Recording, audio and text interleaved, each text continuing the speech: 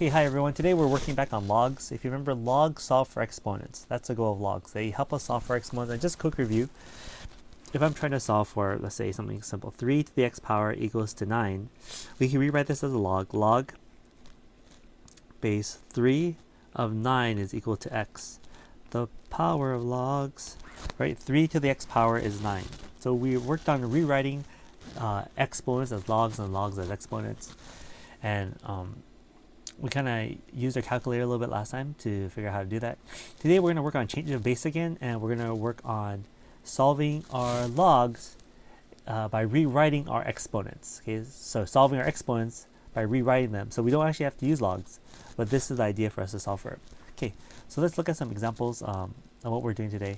It's if I say 3 to the x equals to 9, like what we did just now, how can I rewrite this to make this an easier problem?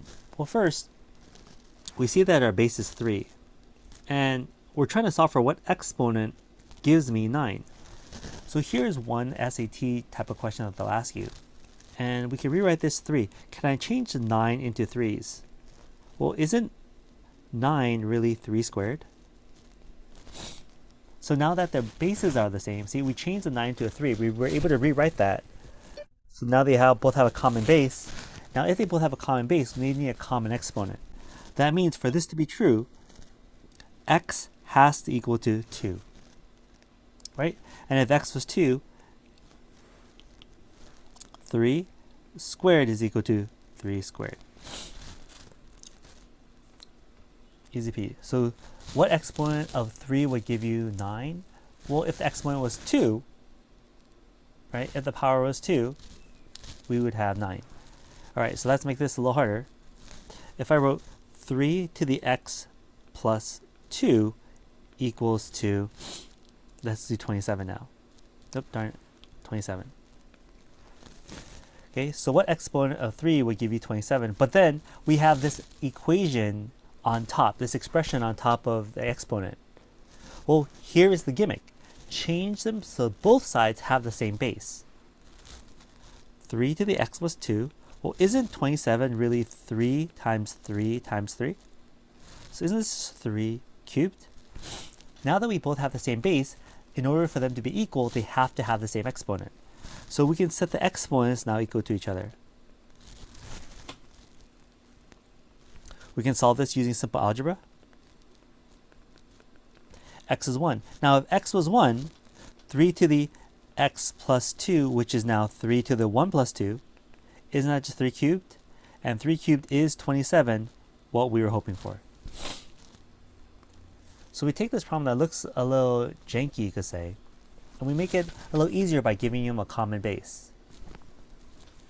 Let's try a different way, a different problem. Let's say this is a kind of reverse problem.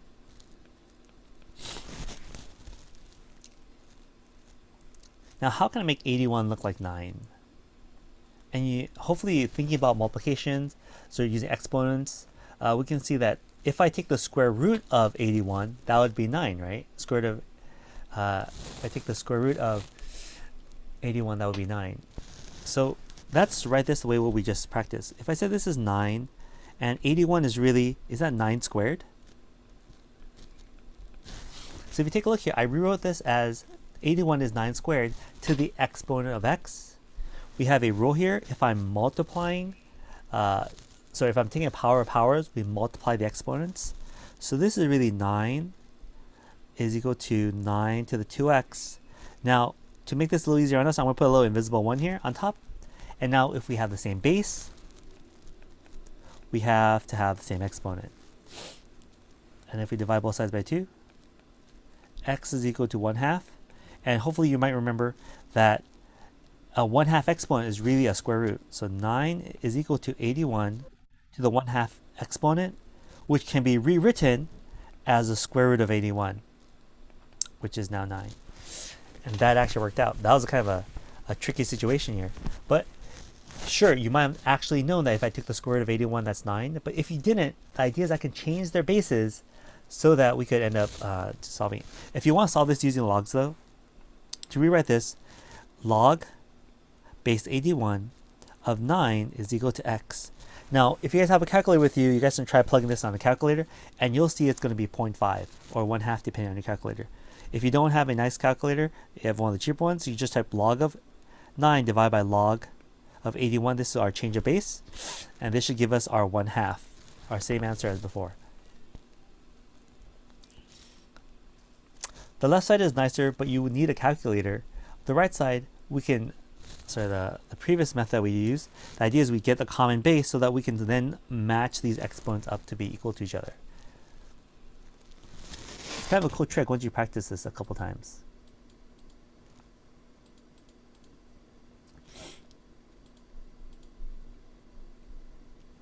Okay, let's make this a little more tricky. Something that would be harder for us to solve. If I do 16 equals to 256 and x plus 4. You probably know that the square root of 256 is 16. Maybe, maybe not. I don't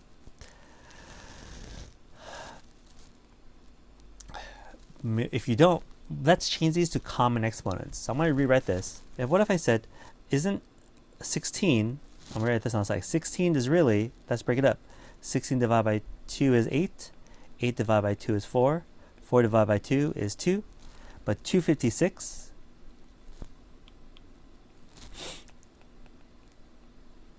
divided by 2 is 128. Divided by 2 is 64. Divided by 2 is 32. Divided by 2 is 16. Divided by 2 is 8. Divided by 2 is 4. Divided by 2 is 2. We can see that these are actually both 2 to the exponent of something. 16 is 2 to the exponent of 4. 1, 2, 3, 4. And 256 is 1, 2, 3, 4, 5, 6, 7, 8. 2 to the 8 to the x plus 4 power.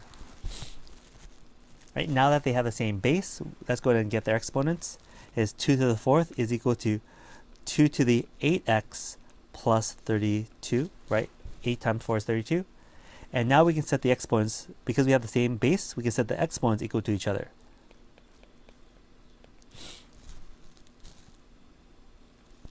Let's go ahead and subtract 32 to both sides. And then we end up with, we're going to end up with a fraction here, it looks like. That's going to be negative 28 plus 8x, oh sorry, equals 8x, I'm sorry. Divide by 8 to both sides. X is equal to negative 28 over 8. I'm going to go ahead and reduce this by 4, at least. By 4, that's going to be 7 over 2. Okay. It seems like a weird answer, right? But let's go ahead and try it. 16 is equal to 256. And we're going to change this to negative 7 over 2 plus 4. Okay, negative 7 over 2 plus 4.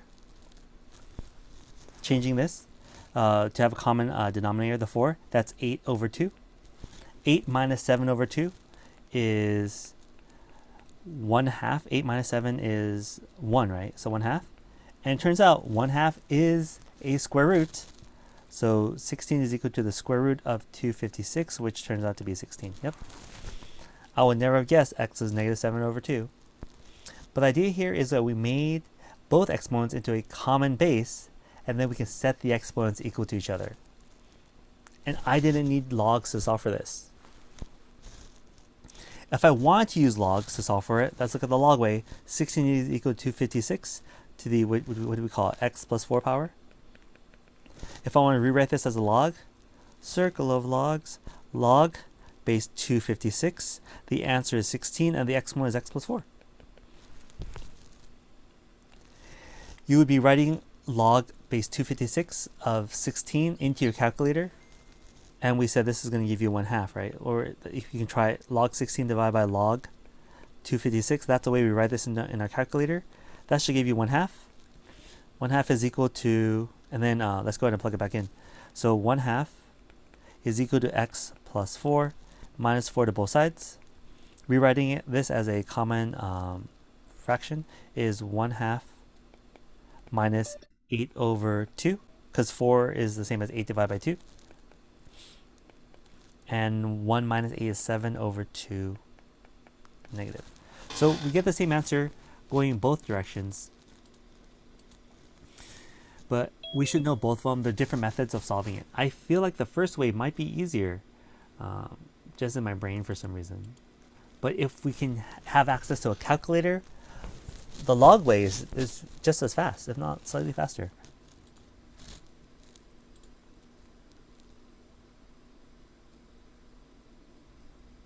Okay. What if we end up with fractions in the problem? If our 1 over 16 is equal to 256x. Hopefully your algebra 2 skills are pretty good, and you realize that if I have a negative exponent, that's what would flip my fraction around, my 256 on the bottom. And we said, how do we get from 256 to 16? That's just going to be the square root of 256. So my guess, the answer is going to be negative 1/2. Just talking it out. But know what? Let's say again, I didn't know it. We know that 16 is really 2 to the, what do we say? 2 to the, we did up here, right? 2 to the 4th power, and 256 is 2 to the 8th power. So let's rewrite these problems. 2 to the 4th power, and 256 is 2 to the 8th power. And for this problem here, to make it as a fraction, we're going to write it as 2 to the negative 4 power is equal to 2 to the 8th power times x, right? Because 256 is just 2 to the 8th, and 16 is 2 to the 4th, but we put a negative exponent to flip it to the bottom. Flip that to the bottom. All right, now that we have this, we can multiply it. 2 to the negative 4 is equal to 2 to the 8x, which gives us 2 to the, oh, sorry. Now that we have the same base, we can set the exponents equal to each other. Negative 4 is equal to 8x. We're going to divide 8 to both sides because we're solving for x. And we end up with, sorry, my answer's a little crap there. X is equal to negative 1/2, which is what we had guessed.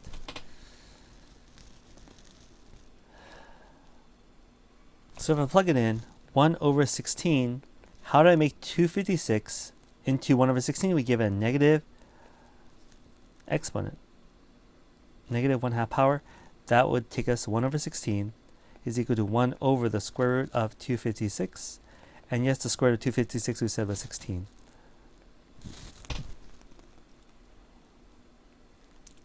Exponents are just that next step that we're practicing.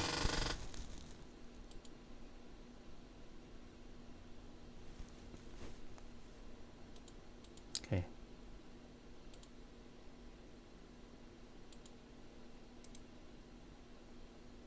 All right, and then the next thing we're doing today is just repracticing our change of base. So here is what we're practicing. To change this into a log, let's change this into a log and do this a log way. So we said 1 over 16 is equal to 256 x power. Let's rewrite this in our log form.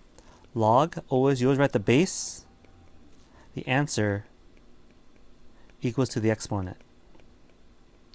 That's our pattern. Circle of logs, base exponent gives you your answer. So our base here is log base 256. The answer to this was 1 over 16. And our exponent was x. Now, here is our change of base. Practicing it again. Change of base. And we're doing the change of base because we want to be able to write this in our calculator. Log of 1 over 16 over log of 256. And that's really what they want you to do to practice your change of base.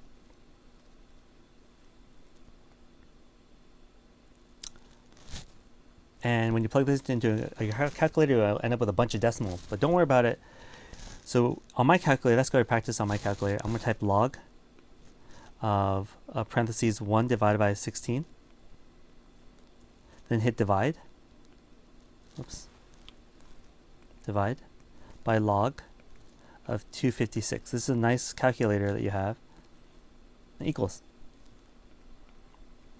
Now, if you have a cheap calculator, one of those that make you think a little harder, you're going to have to type it in this format. I'm going to type 1 divided by 16 equals, then I'm going to log that answer, then divide it by 256 log, and then hit equals again.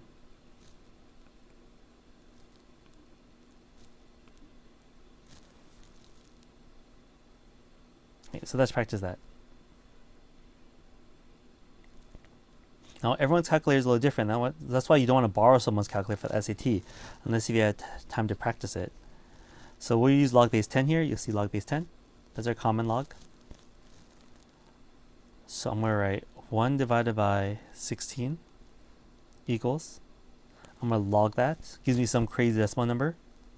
Divided by 256, log this number, and then hit equals, and you'll see we end up with a negative 0.5, which is our same as negative 1/2. Okay, so know how to use the tools that you have. That's it. Okay. That's our lesson for today.